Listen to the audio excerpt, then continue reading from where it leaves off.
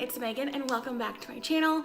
Today I am super excited because again I am collaborating with my friend Jessica over at Casa Magnolia for a seasonal holiday tablescape, and this time we are doing Halloween, which I'm so excited about. I know Jessica and I both really love Halloween and we're having so much fun decking out our homes for a really spooky, creepy holiday, and I'm very excited to show you what we created for our dining room tables. So before I get into mine, I do just want to encourage you all to hop over to Jessica's channel after you watch this one and make sure that you watch her video and all of her holiday content. She is such a sweet person and a very, very talented creative. You're definitely gonna love her channel if you like home decor and holiday content. So make sure you go check her out.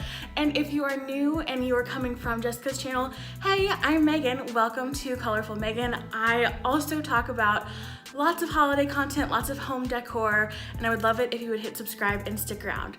Now let's get to our table. So for my table, I really wanted to do kind of like a witchy theme with a lot of black tones and a lot of like simple but you know, creepy little details. We do have a very small dining table because our home is very small, so I only have room for really 2 place settings, but I did go ahead and deck them all the way out.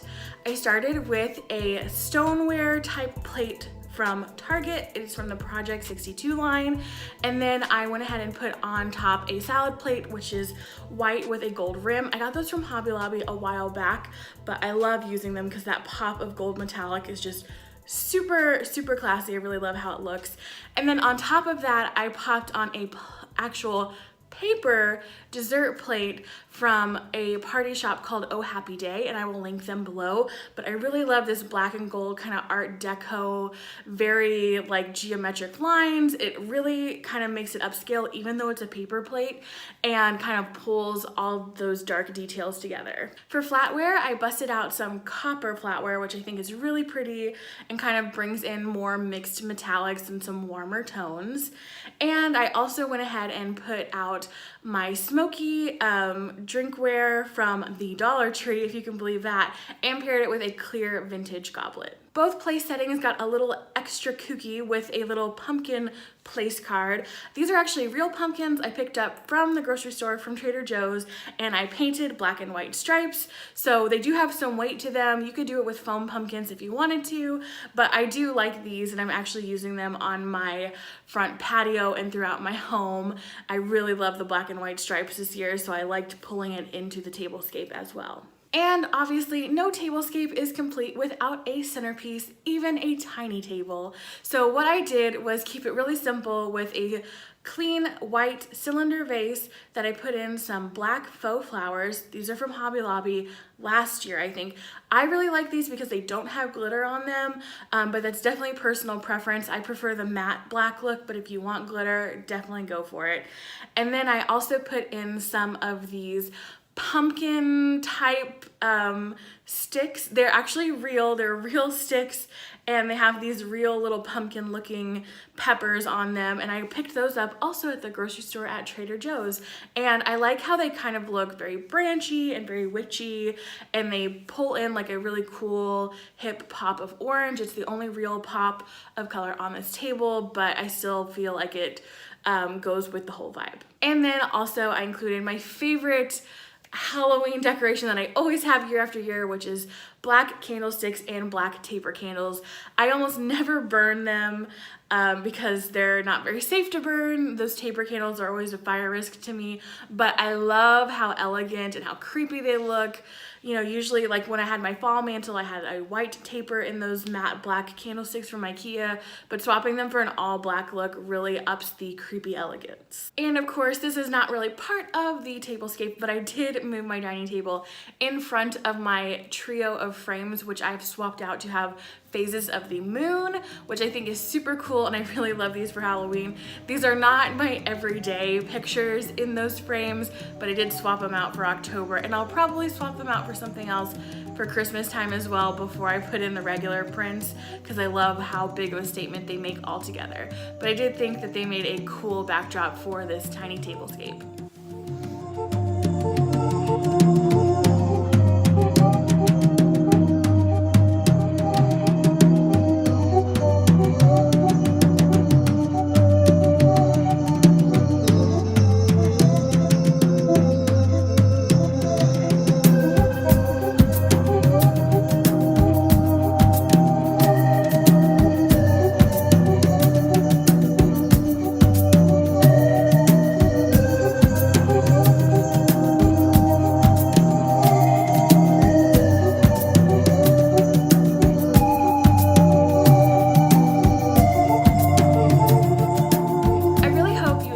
This Halloween tablescape decorating, pulling it together.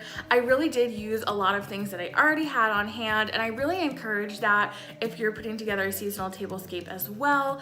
Like I said, I have a tiny house. I don't have tons of storage space where I can keep collections of plates and flatware and cups and all that kind of stuff. I really have to use what I've got or pick inexpensive things that I don't mind kind of getting rid of and buying again next year, like those smoky glassware. They're from the Dollar Tree, and I'm probably not gonna use them again, or at least not the 10 that I bought. I might get rid of most of them and keep a couple. But using what you can, pulling from around your house, you can still create something super cool and make something that is super festive, fun, creepy, and reflective of your style.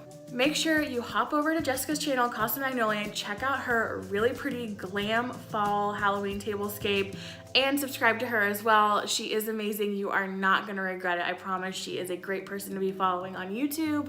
And make sure, if you like this video, to give it a thumbs up and hit subscribe and the notification bell as well, because I would love to have you here, especially as we get ready for the Thanksgiving and Christmas season.